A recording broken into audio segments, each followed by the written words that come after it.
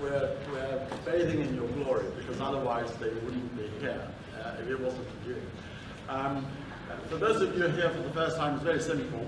For £5 or £10, this is the best value in the whole of London. And for about half an hour, I'm going to let you interact with our star. You can ask questions, but they've got to be intelligent questions. If Andrew Lloyd Webber doesn't like your question, he doesn't have to answer it. That means that it will be a bad question, and you might even be ejected. But intelligent question, please. And also, please come to our talks. We want to promote excellence. I want to bring you people who are extraordinary and who have led extraordinary lives and have achieved extraordinary things. And that's the whole motto of China Exchange. And the fact that it's in Chinatown means that you don't have to come to Chinatown just for stupid dumplings and stupid sour pork. You can come and eat Andrew Lloyd Webber's words and music. Now, we're starting a bit early, but we will end a bit earlier. Andrew, you have had enormous astronomical successes. I mean, every song we know is at the tip of my tongue, and it was composed by you. I mean, Cats, for example, ran, I think, for 10 years, or 18 years. A bit longer than that. A bit longer than that. It was, I think, 21 years, and on Broadway, 18 years. Yes, that's right. Yeah. Before it was broken by another opera, your Phantom of the Opera. So your record was broken by your own record, which means that you're a sort of real double star. How do you feel when you pass a theatre or you hear other people humming your tune? I mean, do you ever come across somebody who doesn't know you and they start humming the tune? Do you feel like going up and say, yeah, I composed that? I think I'd run a mile. I think it's one of the great things about being a composer, or I used to think, was that people didn't know who you were. For a long time, actually, I got away with it. Around about the time when I did Jesus Christ Superstar and Joseph the Amazing Technicolor Dreamcoat, Tim Rice was always the front man. And it was great, and so I could sort of sculpt in the shadows and not really push myself forward. But things changed when I did an album called Variations, which was written for my brother Julian, the cellist, and it was a series of Paganini variations, and I thought I had to come out and explain myself on that. And then when I did Cats, I had the unfortunate fact that T.S. Eliot, the lyricist, was no longer with us. And so there wasn't a T.S. Eliot to come out and explain why on earth I had decided to put his poems to music, and have a whole load of people dressed as cats dancing in a theatre that at that time had not had a heat of any kind. So I had to push myself forward. So I was rather... So to answer your question is that it's lovely when people don't recognise it, if they are seeing the tunes even better. I mean, have you ever overheard anybody saying, what is it, crap? Oh yeah, absolutely. What do you think, correct?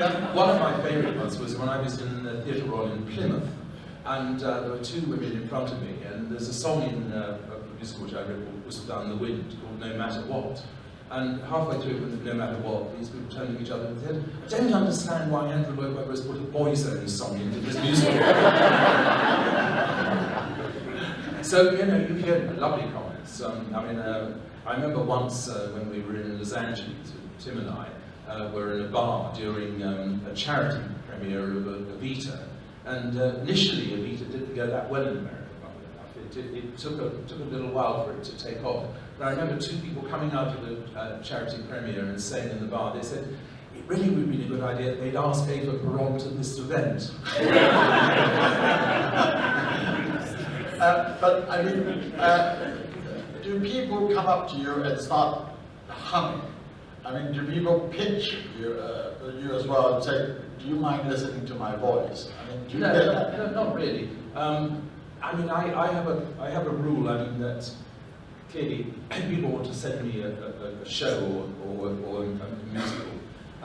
I will only listen to it, you know, if I know if somebody else has done it first. I mean, because that's obviously to do. But on the whole, I don't get a lot of recordings of people sending me their voices or anything. But mostly with musicals, there's a pretty well-established pattern of how shows are auditioned. And of course, with every musical, there's a different imperative, if you like. I mean, say if you're dealing with Cats, which is just about to open again on Broadway. I mean, I've just been through the audition process of that, and you're looking for people who can dance and sing and act. Whereas if you're, as my new show on Broadway, School of Rock, I mean, we were looking for loads of kids, and we were looking for a bloke to play the Jack Black role. You know, every show's got such different. Well, let's talk about School of Rock, because that is your latest project. It opened in America at the end of last year. Yeah, it just opened at the beginning of December. And then it's coming to Britain. Well, luckily it's gone okay on Broadway, so it's coming here in November, and we're right in the middle of casting that now. Right, and are there any people who are going to the casting for this School of Rock?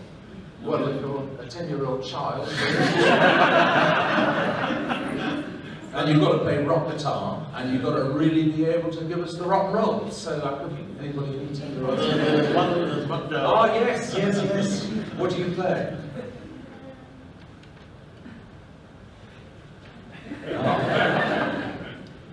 Well, the violin. Well, sadly, our band doesn't play the violin.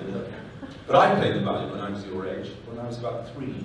One of the most embarrassing things in my entire life is that my mother thought that I could be a violinist. So when I was 3 years old, she arranged for a magazine called Nursery World to take a picture of me. It was on the front page of Nursery World.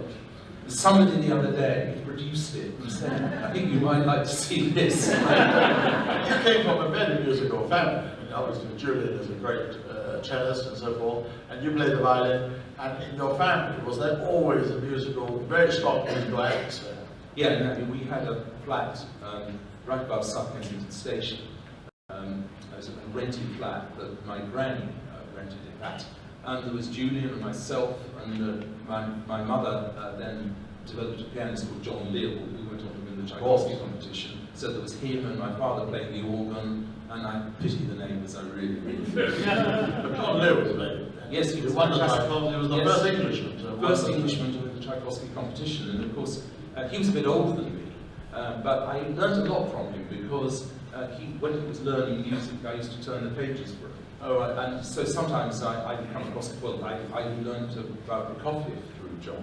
Oh my God. Because I would turn the pages for him when he was learning the sonatas, which was really quite an interesting thing to try and keep up with that music and turn the pages. I tell you, it's difficult. Exactly.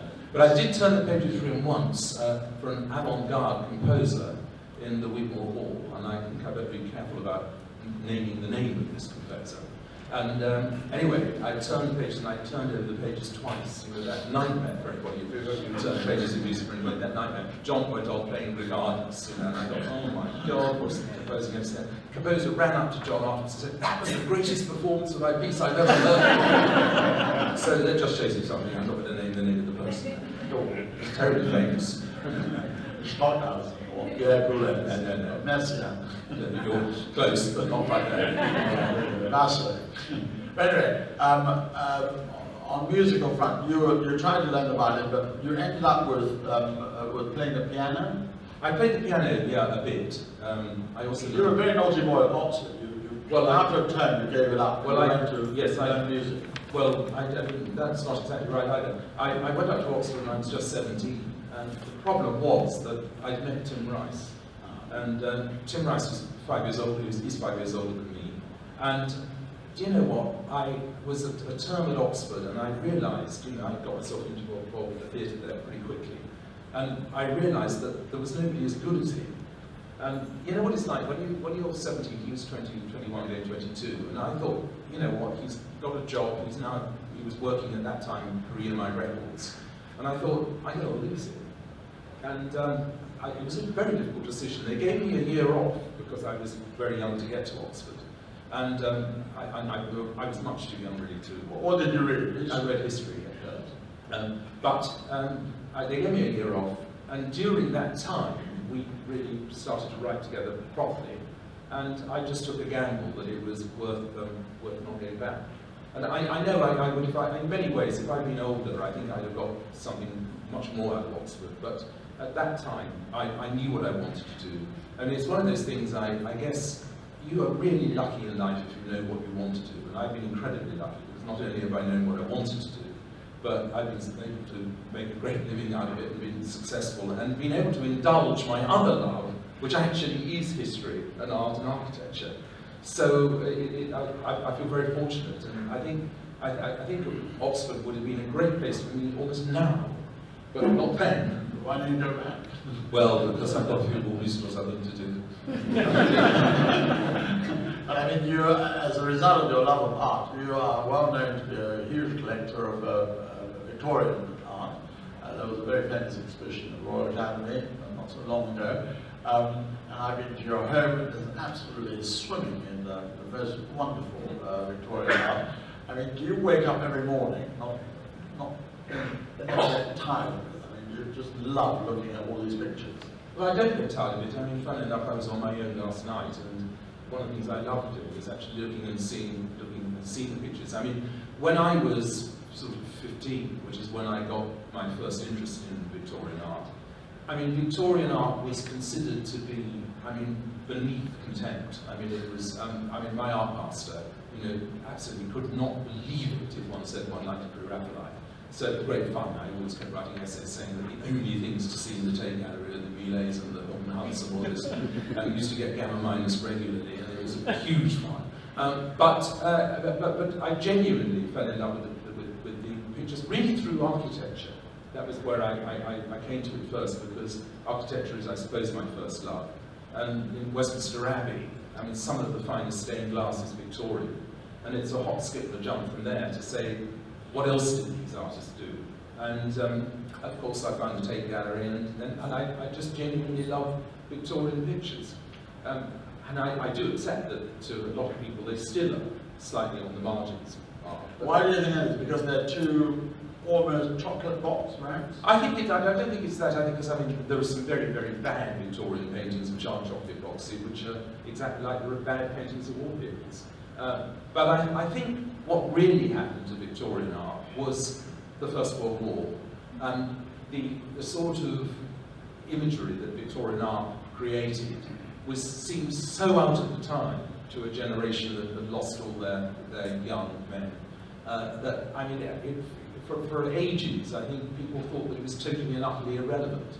But come my time, when I was in the 1960s, when I was in school, there was the beginning of the stirring of interest in Victorian art. So I suppose being a kid, and when you were a kid, you always liked to go for the unfashionable or the things that everybody else liked. I suppose to go for Victorian things was a sort of being a bit of a rebel, because it was really not conforming to the established view to say that you liked All Saints Margaret Street by Butterfield, or the Palace Theatre over the road here.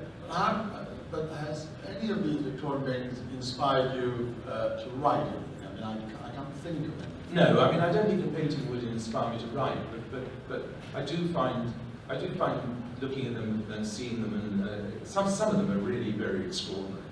And anyway, art is a very personal and very subjective thing. I don't just collect Victorian now.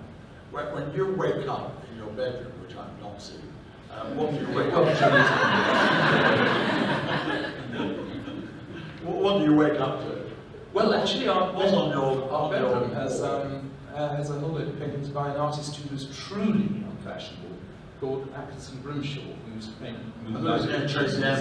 But he actually did all sorts of different types of pictures. He was one of those self-taught artists who had to go at quite a lot of things. He's a very good man. But you know, when I started off, you could buy one of those for £5 or £10. Really? Well, can I buy them off you now? You know, and the interesting thing, again, was it's a story I've told many times before, so forgive me if you've heard it before, but I remember when I was, again, about 15, going to a shop on the Fulham Road, which was one of those sort of, not exactly junk shops, it was a sort of level above that, it was a bric-a-brac and things, and there was a great big canvas out of its frame, and it was filthy dirty. I remember there was a big frame nearby it, which probably was the picture frame. And I remember the picture frame was £85, and this picture was £50. And it was, the image was Flaming in June by Lord Lloyd Webber. And I thought to myself, that is Flaming in June. And I just sold a song and I bought some books, and so I didn't have the money to buy it. And I wouldn't have known if it was the original, because I mean, you know, it could have easily been a copy, and I didn't know enough about art at all. I probably wouldn't even know now to know if it was really the original painting. But I went home to my granny and I said, can I borrow £50 because I want to buy this Victorian picture? And she said, I'm not having Victorian junk in the flat, something. And it was Flaming in June. And it was bought by an art dealer who was one of the first to love the pre-Raphaelites, and he called Jeremy Mars, and he bought it for £50, sold it to a guy in Puerto Rico who had a museum there, in a town called Ponce. And it's now billed as the Mona Lisa of the Southern Hemisphere. And when it came back to the Tate Gallery 15 years ago, it was being cleaned by a great friend of mine. And I saw the insurance valuation. What did you say? Well, it was just been in the Frick in New York, and that's 15 years later. I want to guess what the 15 years ago the insurance valuation on that picture was. 50 million? It was 20 million, and it was extraordinary. I mean, it's one of those pictures, you know, that anybody might want. I kind of gone off it a bit, but it's still that Frick. But it's extraordinary. I mean, that's what happened to Victorian paintings. They were valueless.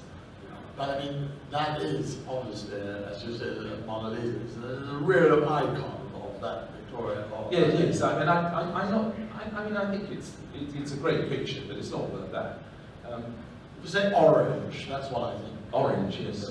There is a picture that it's taken from that's better. Is it? What is it called? It's by an artist called Albert Moore. Albert Moore, remember? Yes, and it's I think it's called something, Rose something rather, but it's lots of these three girls in sort of different shades of red dresses. Extraordinary thing. It was in the Victorian Albert Aesthetic Movement exhibition. Thought we were here to talk about music. Never mind. I know. Right? Let's go back to music a bit. Now, you know, you've got Cats, you've got Evita, you've got Phantom of the Opera, and so forth. And so, tell us. I mean, I don't want to ask the usual question of what inspired you to write this, but when you begin a musical, are you like an author? You have more or less an idea of what you want to write out as music, and you sit down and you get on with it and you finish it, and it's very methodical. What is your process of composition for a musical? Well, it's impossible to be dogmatic about it or to be precise because every show varies, but it doesn't work like that at all with a musical because, for a start, I mean, I'm a cog in the wheel. I'm not the only person, and a lot of it is down to who your book writer, script writer is, who your lyricist is, and eventually with a musical, it's very much a collaborative animal. A music stage musical, it's your director, your choreographer, your set designer, all of these things. But in terms of the writing, if I look for a story, very often with musicals, in fact, very rarely are musicals based on an original story. They tend to be based on something that's been around before, and very often things that have been not particularly successful before, but the musical can add something to them, and I think that's the thing. I mean, if I look for a story, the first thing I think of is, if I were to do this, why? And what people are going to say is the reason for doing it is because I genuinely feel I could add something to it. I mean, let's just take Uni School of Rock. This is my most recent, and it's also a bit of fun for me. I mean, it's the old Jack Black movie. But people said, why did you take something like that? And also they said, it's got so many songs in it anyway.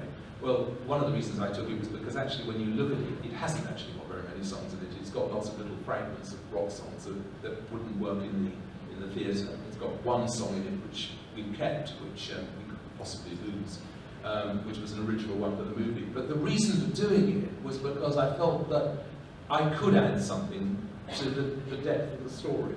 Because it's a wonderful little tale about how music alters not just the children who the Jack Black character teaches, but also himself. He comes in as a selfish guy who is just interested in playing a rock band, and he kind of sees an opportunity to pass himself off as a substitute teacher. He passes himself off to get money.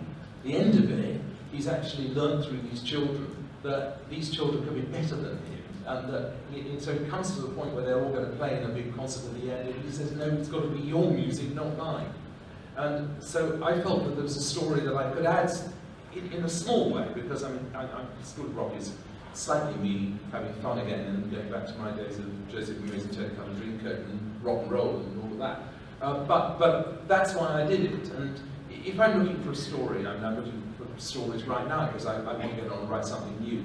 I've got to think, why would music add anything to the story? What is it that music can bring? And that, I think, is the first thing I look for. So in the case of Cats, for example, how did it come about that you read T.S. Eliot and so on? How did that process come about? Well, Cats is slightly, as everything is an exception. It's the exception, I think, that proves the rule.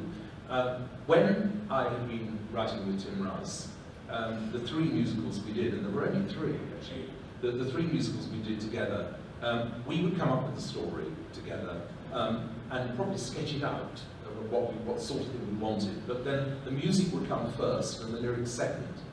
And I started writing some things independently. I did the Paganini variations I was just talking about earlier. And I then thought, can I set existing poems to music? And I knew the T.S. Eliot poems because my mother used to read them to me when I was a kid. And I thought, maybe what I could do is to set these to music and see whether or not I could, come up with a kind of concert piece, a bit like Peter and Wolf or something like that, or something that would be like a 40-minute piece that could be quite fun I just don't know, maybe in a classical concert or whatever. But my main interest was to see whether I could actually set verse that existed. So I started off and I did a concert of it in what I thought was a concert form.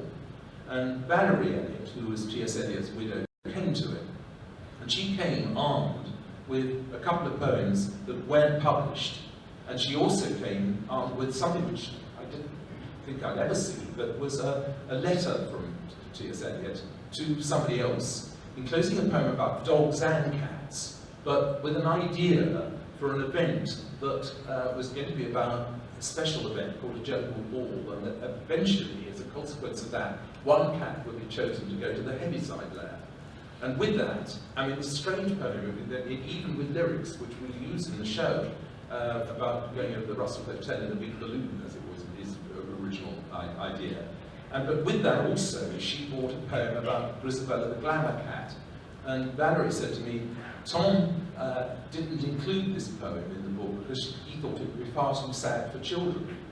And I suddenly saw this poem and I thought, this is not just a totally different poem to anything else in the book, but it's a slight link to the much more serious poems of T.S. Eliot. I mean, the work we know, because I mean, Cats was him off duty, writing poems for his godchildren, and he was writing it to his godchildren, and then the parents would read them, and they will say, "Oh, clever Tom is, he's written this wonderful, funny set of poems." I wondered whether or not there was something else there. And around about that time, I met Cameron Mackintosh, who was at that point was a producer, but he hadn't really had any. Well, he hadn't had a hit, but he'd done quite a few odd shows and produced quite a few revivals, but he'd never really had a successful project.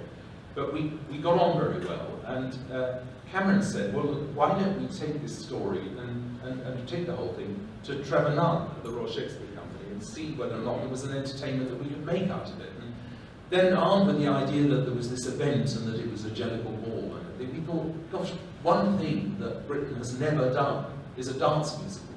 Because back in 1980, when all this was, I mean, it kind of reluctantly conceded that maybe we could do musicals. I mean, people did, but they were pretty much the sort of second-class citizens of everything. But the one thing which was certain was that the British could not dance or sing at the same time. And kind of at that time, it's funny, it's how the Times were, very much you are a product of what's going on around you. And what was happening at that time, I mean, most of you are far too young to remember, but if you do remember back to 1980, there were things like hot gossip that just happened on television. It was Mary Whitehouse got terribly shocked by Arden Phillips's young dance group, who actually were only really doing the kind of modern dance America had seen 30 years earlier. Always on top of the pops. But that was always shocking. You know? And then Wayne Sleep was emerging with his Dash dance company, and Covent Garden, if you remember, was Pineapple, dance was suddenly becoming the rage. And so we thought, why don't we do it? Why don't we see whether we could create a dance show out of all of this, as well as one that celebrated the poems of T.S. Eliot? So it kind of, I mean, it's so many had a story. I mean, it's so you pick the one that you can't say evolved in never the show that I've done before or likely to do since. No, because I didn't want you to get away with the generalization. Did Valerie actually like the final product? Well, it was funny because when she gave us the poems, and of course I don't think it was in Valerie's mind that what I was going to do was to suddenly turn around and say, can we do a stage musical?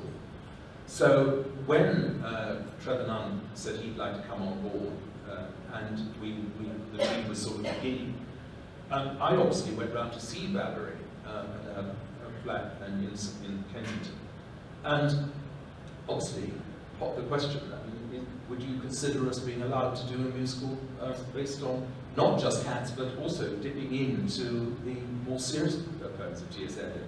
And she obviously knew Trevor Nunn was but she had a series of questions. The first thing she said to me, which I thought, this is not going to go very well after she said this, she said, you know, Tom turned down Disney. So I said, really? And she said, Tom hated Fantasia. So I said, fine. I mean, I thought Fantasia was great, but I didn't say anything. But Tom hated Fantasia. They wanted to follow up Fantasia with a cartoon based on Old Boss's book of Practical Cats. So I thought, well, that's something that nobody's ever heard before.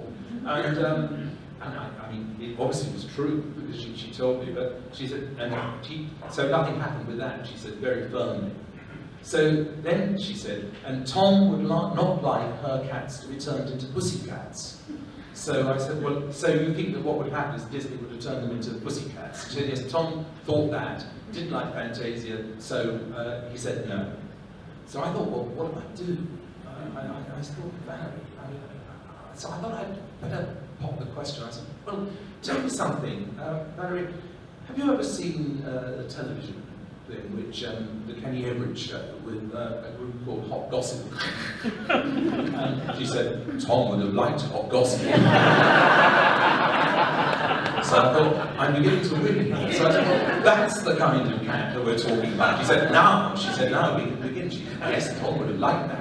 Would you think we'd choreograph it? And so it went from there. And it was interesting because I became a great friend of Valerie's as life went on, and she was a huge supporter of the show everywhere. And of course, I suppose one of the really great things that did come out of Cats is that Faber and Faber were able to be reborn themselves. And of course, all the work Faber and Faber did has been absolutely fantastic since. Did you have to pay a lot of royalty? Yes, I mean, it's shared between myself and the Eliot estate. But how about Evita? I mean, that's another odd story for anyone to dream of a musical. Well, what were the circumstances? That was very much Tim's thought. What happened was, Tim and I had gone to see a production, a revival of one of our shows. It was Joseph, actually, at the Roundhouse. And we came back, and we were driving back by car, and we were listening to a program on, I think, Radio 4, about James Dean. It was called Idols of the 50s, and so we were just tuned in to James Dean and fine. At the end of the program, the announcer said, and next week, Eva Peron. So Tim and I sort of looked at each other, and I said, who's Eva Peron? And Tim said, oh, she was the wife of an Argentine dictator. I said, oh yeah, I think I remember kind of seeing stamps with her on. And sort of forgot about it. Anyway, Tim listened to the program, obviously, and he called me. He did a bit of research and said that he thought it'd be a fantastic idea for a musical. And that's how we started. I mean, we started with it in a very different way than eventually turned out. Well, there it is. Now look, listen, there are 200 number of you, so I'd like to give you a chance. So would any of you like to start asking a question? Yes. Hi. 1, 2, 3. This section first. Okay. Let's do this section first. 1, 2, 3. Hello, my question is about art. How receptive are you to requests to lend out your collection? And are you still buying now, or do you think your collection's gone as far as it could? Do you work with Sotheby's or No! Brits? I saw a pre-Raphaelite exhibition at the Walker in Liverpool a couple of weeks ago. Yeah, I haven't seen that. Well, it's lovely, but I kept looking at the names of the contributors, sort of expecting to see your name there. Well, but no, it wasn't. I think that's because they're all the Liverpool galleries. Yes, it responsible, was. because it's Liverpool artists, and I think that's the reason.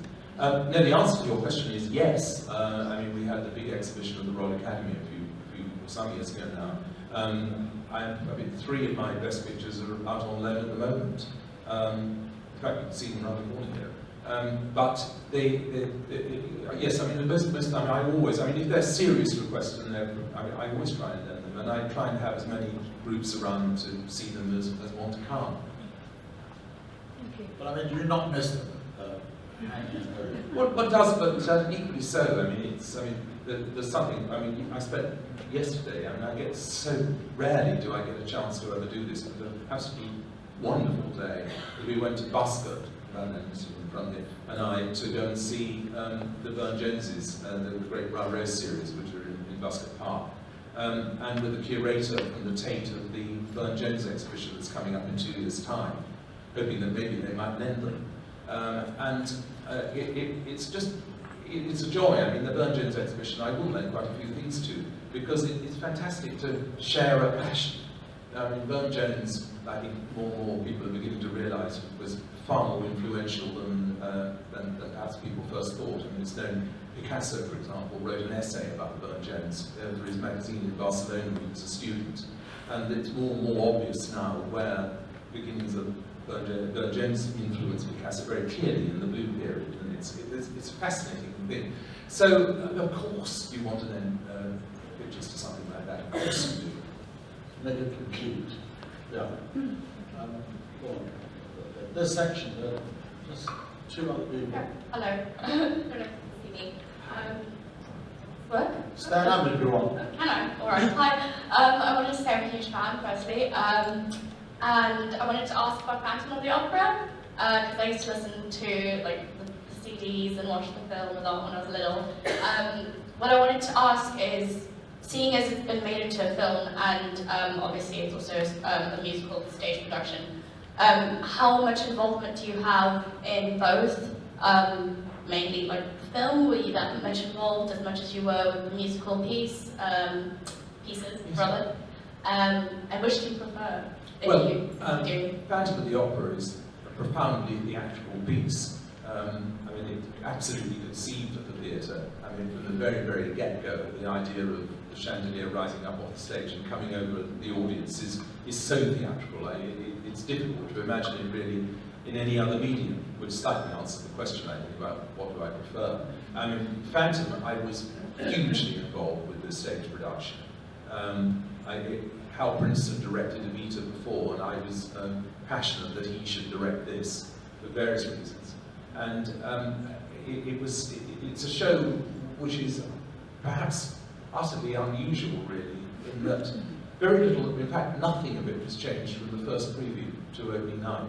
Normally with a musical, then you're changing perhaps even years afterwards. But with the Phantom, somehow everything came together. And it's one of those rare occasions also where the design of the show absolutely fits the music like a glove. It doesn't happen very often, and it's a bit of a one-off. I mean, Cats the same, the design very much fitted the show, but Phantom was extraordinary. When it came to the movie, I have an issue with the movie because they cast Gerard Butler in the lead, who was fine, but he was too young for it, in my view, because the point about the story is that it's an older person who, Christine, the girl, sort of confuses as a father figure as well. And I would have preferred it if it had been an older artist, but one of the problems with films and musicals, and particularly at the time when The Phantom was made, is that there hasn't really been, and certainly at that time, there hadn't really been very many movie musicals made that had worked. Chicago had, of course, Miserable was later, and it was a question of whether to get it made or not, and in the end we decided to let it go. But it was a long time after it opened. I mean, there were many, many, many requests to make a film of The Phantom early on in its run, which I resisted. Well, Hello, first of all, I'm a huge fan from Turkey and very excited to be here. My question about your music 2 years ago about Stephen Ward. I remember reading on the stage that actually one of the maybe motivations to create that musical was, I hope I'm not mistaken to say that, but to give his dignity back, kind of, or create some conscience about his story in new generation. Was that true? Do I recall correctly? And how did you create that musical? And is there a potential revival of it? I really liked it. It's funny you should say that, because I did a sing-through of a new version of Stephen Ward only last week, round the corner here. I'm not going to labour this, but I was pretty ill when Stephen Ward came on, and I wasn't really at my best, and I made no secret of that. And I come to the conclusion that is, I mean, I've done several shows that have not worked, but that's one that I think ought to. And I find the story very extraordinary. I mean, when we performed it again last week with a slightly revised version, which still needs work, by the way, I asked a few young people, several from America, and quite a few young people who could not possibly have heard of the story, and actually didn't even know, say, who Harold Macmillan was. I mean, to the young, you don't necessarily know, but what really intrigued them about the story is the thing that still intrigues me, and I think must intrigue anybody to this day. Why on earth is the official file on that still closed and kept secret until 2046? I mean, nothing else. I mean, something that happened in 1960, there's a scandal involving a couple of girls, and what is it? What is it that is considered to be so explosive? And that's a word that I've heard from somebody who's seen that file. What is it in the file about Stephen Ward that we're not allowed to hear for another 30 years? It's quite extraordinary. It's unprecedented in anything in either American or British history.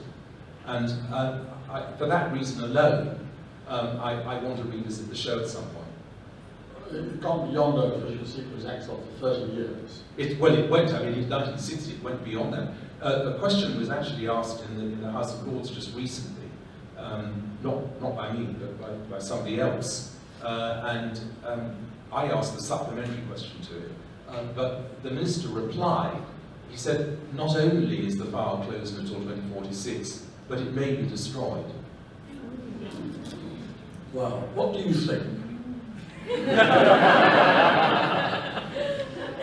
Well, that's the unhealthy thing, isn't it? But I mean, you can speculate for forever and ever on something like that. I mean, what is extraordinary is that there's a, who may not remember this, but Stephen Ward was a society osteopath, and he became the scapegoat for the Profumo affair. I mean, really, the whole thing was nonsense. But it's extraordinary, because the Profumo has now become a very respectable figure. It came on, I remember, he sat next to the Queen at Mrs. Thatcher's birthday. So I don't understand how... Well, I mean, and that's the extraordinary thing too, because Stephen Ward was a bit of a gossip, and the two girls involved with it, Christine Keeler, has no reason to not talk, I suppose. She's sadly Mandy Rice Davis, who was worth writing the musical entirely for, to meet, who was one of the most extraordinary women I've ever met, actually. Brilliant rhymed, really funny, and really well versed in everything from politics to art. You name it, history, anything you want with you, she was able to come up with something. But she never said anything, so there has to be something that was unearthed in the inquiry that went far deeper than anything that even those characters knew. Wow. Perhaps it all happened at Clifton. Well, it did happen in Clinton, yes, or some of it, but we don't know. Right. Okay, this sector. So let's go from here. 1, 2, 3, 4, 5, 6. Okay, quick. Good evening. You mentioned Picasso and the Blue Period before. I don't want to be discreet, but I think it was in the press. You used to own, I think, the Absolute Drinker. Yes. How do you feel when you sell such a painting? Do you regret it after you sold it, or and what is your motives to collect these type of paintings? The Absolute Drinker is a Blue Period Picasso, and it's a very the Blue Period. He was pretty developed in his style by that time, and I bought it because I thought maybe that one day we'd be able to show the link between Burne-Jones and Picasso, but that was not the picture that could show that link. But the most important point was it was bought in my art foundation, which is a charity. I decided some time ago that it was not good for me to be a trustee of the charity. It would be much better for other people to be so. And one of the things that it was decided that we really wanted to support was music, theatre and education, and particularly musical theatre and education, and in a large number of projects in a large number of areas of the arts. And so we felt that to have so much money tied up, or the trustees felt so much money tied up in the picture was wrong. And that was why we sold. But I'm glad that we did, because we've been able to do a phenomenal amount with the money, and continue to do so. And it's the bedrock of what we're able to do. Tell us something about what you are doing. Well, I mean, there are many aspects to it. I mean, on one level, the fund built, or the trust built the Theatre for Arts Educational School. I mean, a proper theatre for them. But in many ways, I think perhaps the most exciting work, from my point of view, that I've seen is music in education. We became involved with a school called Highbury Grove initially, which was a school in North London, which was in special needs. About 15 years ago, I think it was put into special needs. And the program was started there, whereby every child on arrival, and it's a secondary school, so they arrive at 11, is given a free violin. And for the first week at the school, they only learn the violin. And the consequence of this has been that children find themselves empowered in a way, in many cases it's the first thing they've ever owned. And secondly, it's not to turn them into musicians, but they find themselves really proud of making music, and through music they find that they learn the elements of rap, it's led to this school in which 46 separate languages are taught, to being now a school of considerable excellence academically. And in fact, 5 years ago they got their first entry to Oxford. And the girl who entered Oxford now comes back and she explains what music meant to all these kids. How? And of course it takes me back to School of Rock, it's one of the reasons I so much wanted to do it. But now we roll that program out now, so that there are 3,000 children now in my music program. And I think it's really exciting. I mean, it's something my brother, who was a cellist, who's just retired now, but he's now head of the Birmingham Conservatoire, and he's passionate about music in schools. And if in a way my foundation can plug the ludicrous gap which has been created by these Arts Council or the government cuts to the arts, it's great. I mean, I personally believe that every penny that you spend on the arts in schools comes back 20 times over, and that these arts cuts are absolutely insane, and I frequently say so. It's great to be involved with programs that actually prove that music is a fantastic force for the good in schools, and it's a fantastic way to learn and to find yourself. I just heard this afternoon, funny enough, of a school in Northampton, which I didn't know of, where very similar things happened. And that's what my foundation tries to do. It's one of the aspects of the things we do. One of the many other things we do is fund scholarships for kids who can't, say, afford to get into theatre schools and things like that. But it's quite far-reaching. We've just announced a partnership now with the American Theatre Wing to do a similar thing in New York. So it's something I care very deeply about, and music and education is vital.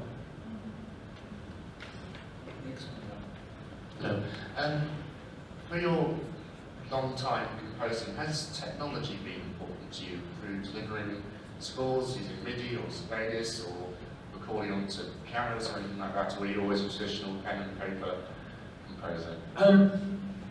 I do I do record things. I have a keyboard on which I can record, and that's extremely useful for certain things. I don't do Sibelius myself, but there are loads of things. What I tend to do is I tend to do a score, and then it gets transcribed onto Sibelius, obviously now for people. But it's technology is great if you use it right. I find it of limited use in composition. It doesn't help me to compose. But what it is useful to do is say I'm writing something and I want to hear it back, when I want to change something, I want to listen to something as it goes along. It's very, very helpful. Do you compose on piano? Yes, in the whole, but the main, but writing for the theatre or writing a musical is a bit like doing a permanent puzzle. So if I've got a story in my head, as I said, I've just been revising this Stephen Ward idea, and there are areas of the show that I know I'm not quite happy with. So very often I've been thinking about them. If I'm just in a car or in a train or whatever, I don't have a set place where I actually work. I do, but I equally so. I find that I'm thinking of things quite constantly. Do you immediately, if you suddenly have a tune in your head, do you immediately write it down? Well, once upon a time I used to think if the tune was any good, I'd remember it. Now I do have, I do write something down if I actually think it might be all right. Hello, I'm absolutely passionate about the historic pleasure gardens. They brought different classes and cultures together to see arts and culture of its day. And in many ways, I feel your work has done that. We're now in the process of building one of these pleasure gardens, and I wanted to know if you would consider creating a ride-through, walk-through narrative within a garden, a different platform. Well, it sounds very interesting. Where is it? There's one in Nanjing, and there's one in London, and there's one in Odisha in India. Well, let me know a little bit about it. I don't know whether I'd be able to help, but let's have a look. How best to contact you?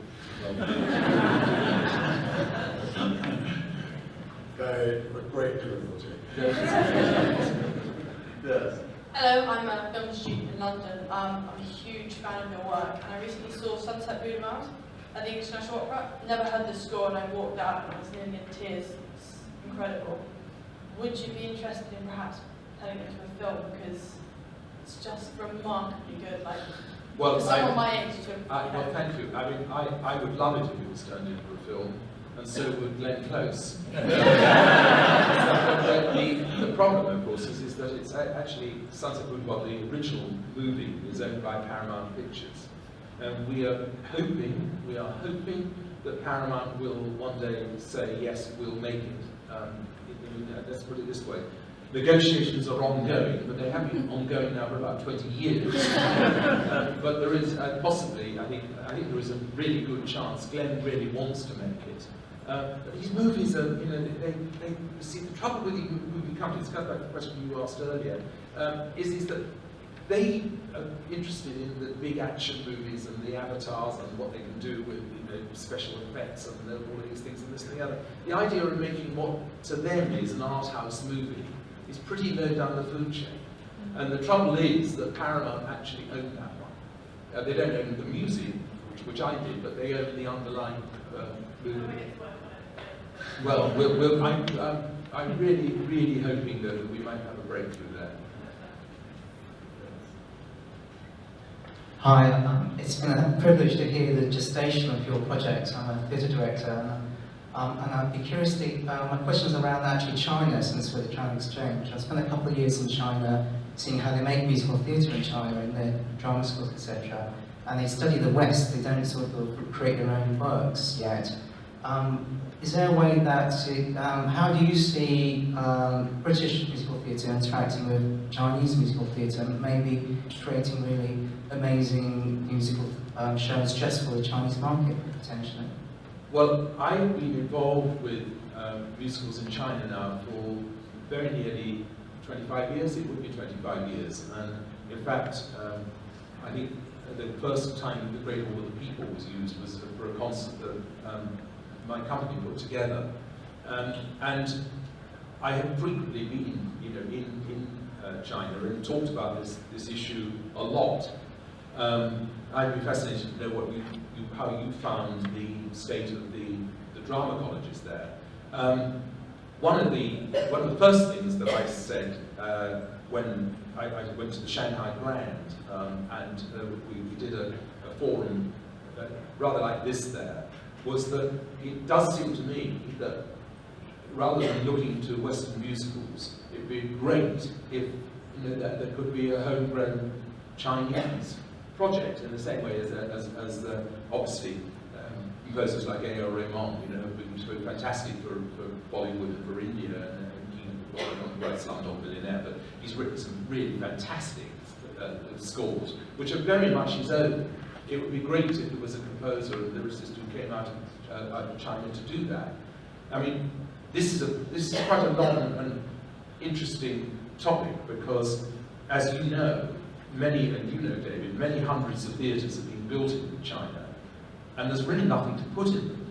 And one of the other Chinese operas is that, and again, I'm fascinated to know what you found, but in my experience, there really aren't being trained, the artists, the homegrown artists are not being trained ready to fill the gaps. And so what tends to happen is that what goes to the main cities in China are touring versions from somewhere else of the Western musicals.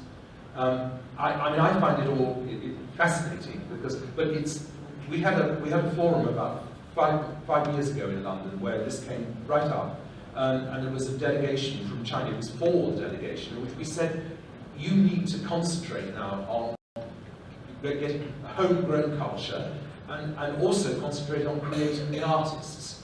And that, so far as I can see, hasn't really happened. There are a few, but I think you're agreeing with me. That's what needs to happen. And I kind of feel, David, you may have a view on this, but that in much the same way as the schools have come out from Britain, it would be great if perhaps, say, a school like Arts Education or something in London could establish a branch in China, so that we need to bring the performers through. I think there are 3 or 4 colleges.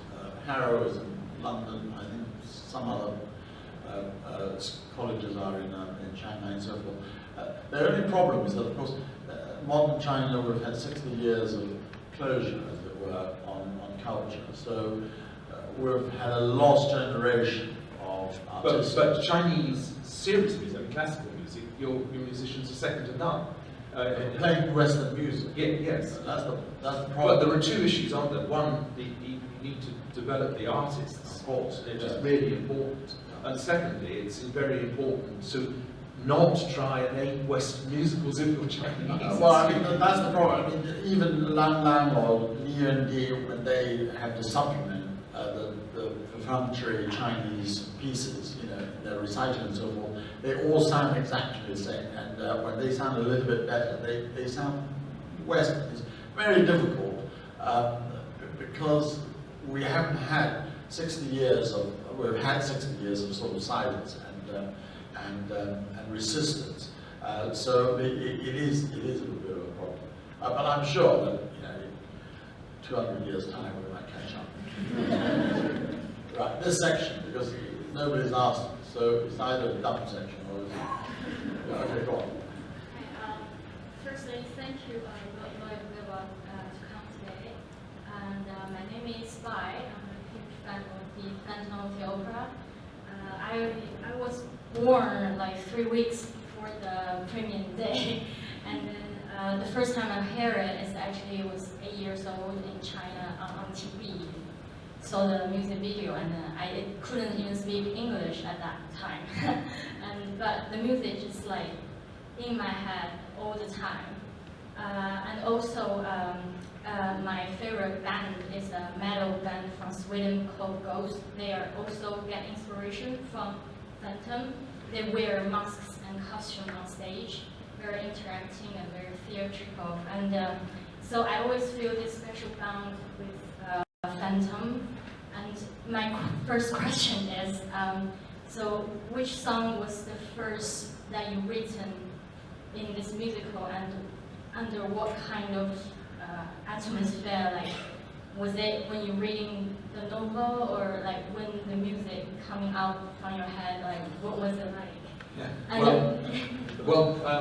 What happened with Phantom was that Sarah Brighton, who I was about to get married to at the time, she was asked if she would be a part of a production of Phantom of the Opera that was going to be done. I think it was it was in Newcastle, and the idea was it was going to go to the Theatre Royal Stratford East, and it was a version of the story that was going to have famous opera arias in it, and it was going to be a bit like the Rocky Horror Show and funny, and she turned it down. And I happened to say to the director of the Rocky Horror Show, a guy called Jim Sharman, who directed Jesus Christ Superstar, would you be interested in doing it? And thinking maybe it would be quite fun to produce this. And he said, no, it's not a good idea. He said, you should write it. And I said, I'm not interested in writing it. It's a silly story, but I mean, it doesn't appeal to me. And forgot about it. And a year later, I was in New York, and I was doing nothing, and I found a copy of the book. And I had nothing to do that afternoon. I read it, and I found this very confused novel. It couldn't make up its mind whether it was a detective story, a horror story, a high romance, a Spengali story. It was very strange. But what immediately leapt out at me was one line about how when the Phantom's body was exhumed for some reason, on his finger was Christine Daae's ring, and I thought, I reread it. I thought, if I just take the romantic bits out of this, I could do something that I'd always wanted to do. Because up until that time, I'd never written a musical which was a romance. Everything with Jesus Christ Superstar, Joseph, Evita, Cats, none of them had a real romantic ingredient in them. I thought, this is time for me to write a high romance. And it coincided with how Prince wanted to direct something like that. So a year later, when I found that, I was away. And I started, I guess, I can't remember now what the first song was that I wrote. But it evolved quite quickly for a musical. And I think The Phantom of the Opera, the actual title song itself, came fairly fast. And then I remember All I Ask of You came pretty quickly after that. I mean, you say the romance, but I mean the beginning is not the romance. How did you think of that? Well, that's the rock and roll roots, you see. The review I was most pleased with Phantom of the Opera was one said that Phantom of the Opera, in actual fact, is a rock show masquerading as opera. It is actually true. It is. It's high romance, and I think opera can be high romance, so that's what it is. But let me just say, I mean, you know that at the beginning you've got to create this sort of tension. I just hummed the tune that everybody knows and so forth. How? Perhaps all of us do want to say, how do you come up with this? It's like asking Beethoven, da da da da, but you go da da da da da da da. Well, very good. I had a real conceit here, which I just thought, again, thinking, how do you do this thing? I thought, what would happen if it was all a flashback of a story that had happened before? And I came up with this idea of an auction in an opera house where some event had happened that had caused it to close. And the chandelier was on the ground. And when it was auctioned, it came to life again. And that was the thing that I thought, I've got to do this. Every time I went to a designer, they said, well, that's not possible, we will do it like that. The designer was after doing it. And eventually I found, Cameron McIntosh suggested Maria Bjornsson and helped and said, yeah, we've got to do this. The whole idea, that still is the moment in the theatre that I must say, it's my naughty moment, is the moment I feel I did do something which was really theatrical. And just those organ chords and that thing coming to life. I mean, we did it at my little festival theatre at home, which is a converted church, which is very, very simple. And the chandelier tracked in from the back, it didn't come in. It was like kind of something coming out of space. And there's something just wonderful and symbolic about that thing coming to life. Okay. 1, 2, 3, yes. Just want to ask about initial casting, and if you look at something like Queen of the Night, Sarah Bogas is obviously, that song's probably for her, it was written for her, and it's obviously very classical music. So how important is that to you in the creative process, when you know you're writing for someone, or how much difference do they have? Funnily enough, you're going to say that this is nonsense and that I wrote Phantom for Sarah. I didn't actually. Once I decided I was going to write it, I thought, I'm going to write it first and then see if it works. In my experience, if you write something for a specific artist as a kind of star vehicle, they may work, but it's not really the right way around. I mean, that's maybe just me, but I like to write and then think of the artist afterwards.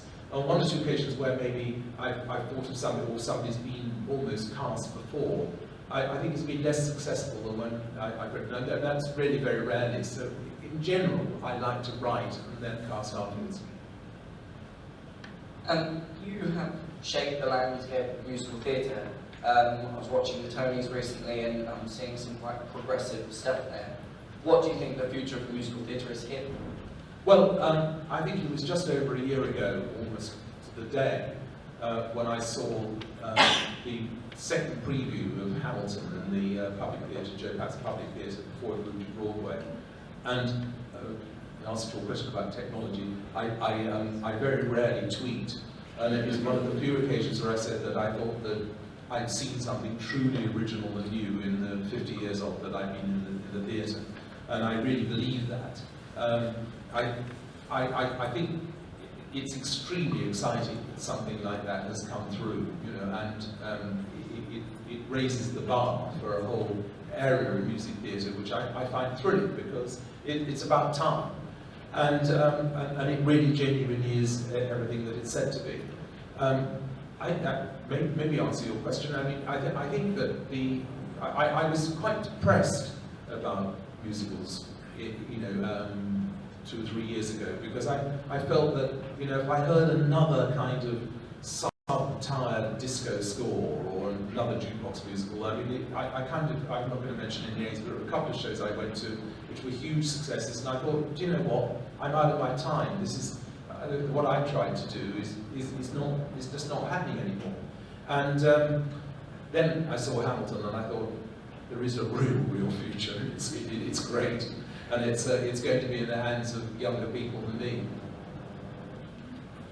A couple more questions. Well, that one and then that's one and then the last one. Hello, as a classical musician, I have this question. Do you follow modern classical composers like Thomas Adès or Marc Antoine Zornish? Do you go to operas?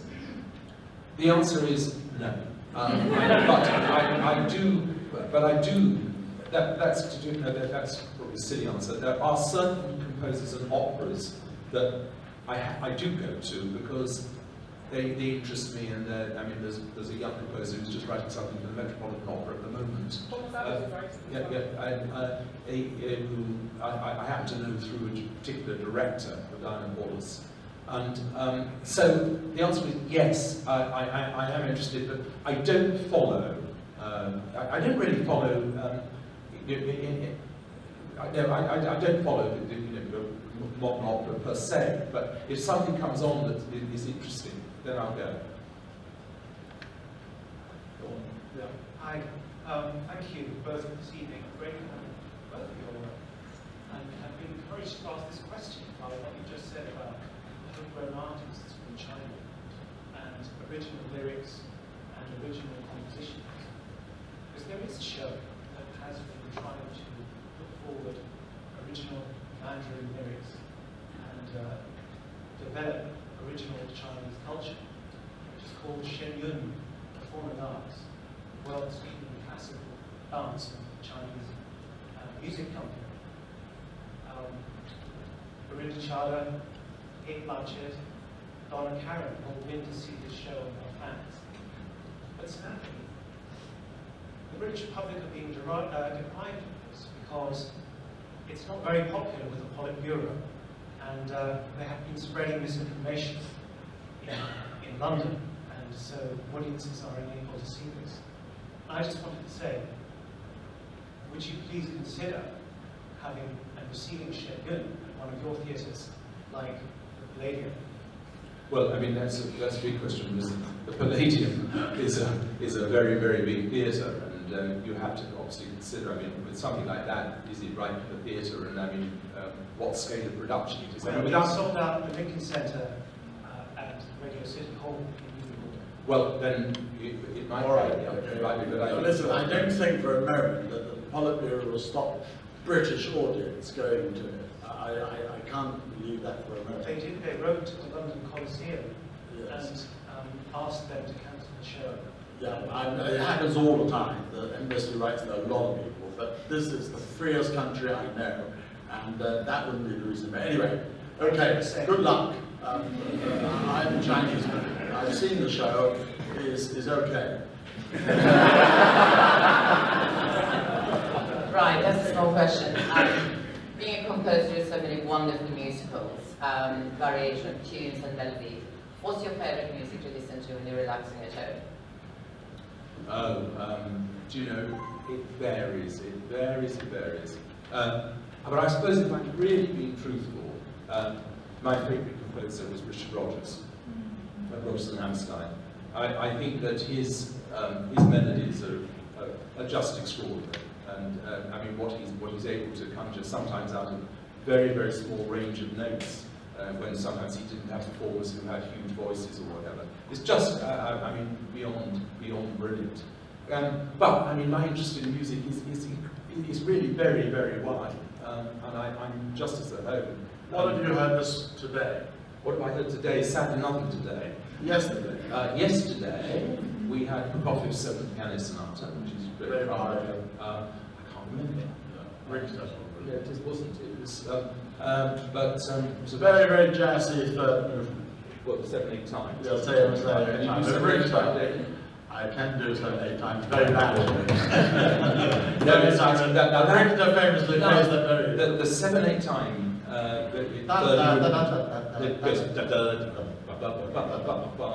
Is rock and roll. It's rock and roll on the piano, and Prokofiev anticipated heavy metal in that. That is an extraordinary movement. One of the things I always wanted to do was to rearrange Prokofiev's 7th Piano Sonata with the last movement for a heavy metal band. Really interesting. And take 5, that's in 9/8. That's a difficult time as well. Take 5. That's 5/8. Is it 5/8? 5/8. There's a sort of 9/8 in the middle. Well, what else was I listening to? I have to admit that I got a new jukebox at home. I'm very excited about it. Madeline is not happy. We put it into our drawing room, and it's great. It's an Elvis Presley limited edition jukebox, which I found. And this old thing is sitting in there. So I've loaded it up, me and the kids, we've loaded it up with loads of CDs. And I must say, with being on my own in the house last night, I put South Pacific on. Well, look, listen, the hour is up. In fact, we started 3 minutes early, so we've actually gone beyond. And I can't thank you enough.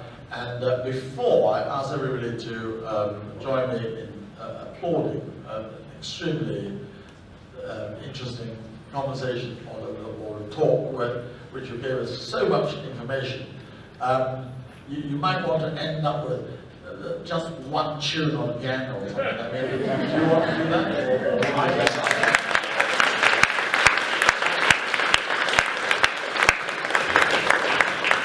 Well, what requests? The lovely key of D flat. D flat's a very lucky key for me. I always like to sort of pedals. So let's have one.